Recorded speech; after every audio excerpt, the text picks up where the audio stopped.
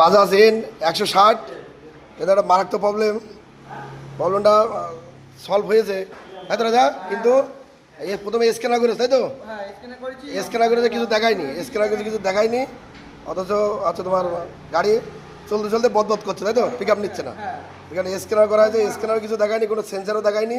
তা আমরা total body হচ্ছে যত সেন্সার আছে সব ক্লিন করা হয়েছে, ইঞ্জেক্টার সব ক্লিন করা হয়েছে, তাও কিন্তু বদবদ ভাব যায়নি। তারপর লাস্টে আমরা দেখেছি ভাইয়ের কাছে শুনবো, ভাইয়ের গাড়িটা কী হচ্ছিলো, ভাই কী হচ্ছিলো গাড়িটা? দম নিচ্ছিল, চলছিল না স্টার্ট ঠিক মতন, তারপরে এক জায়গায় দু জায়গায় দেখিয়ে প্রবলেম সমাধান হয়েছে, তারপরে B6 আসা, এখন তো ঠিক আছে স্টার্ট তো। আচ্ছা, এখন স্টার্ট হচ্ছে, এখন সলভ হয়ে গেছে।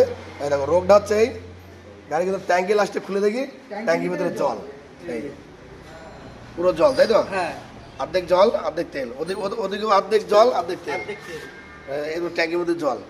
এই হচ্ছে প্রবলেম ছিল গাড়ির, এখন সলভ হয়ে গেছে, তাই তো? পুরো সলভ। এখন কয় থেকে স্টার্ট করো, পুরো একদম সলভ হয়ে গেছে। আগে তো প্রবলেম ছিল, এখন সলভ পুরো। এই হচ্ছে প্রবলেম, এই হচ্ছে মারাত্মক প্রবলেম, এখন সলভ হয়ে গেছে, তাই তো দাদা? আচ্ছা, আপনারা আসেন, এরকম প্রবলেম হলে আসেন, 100% সলভ হবে। BS6 সলিউশনে আসেন, 100% সলভ হবে, তাই তো দাদা?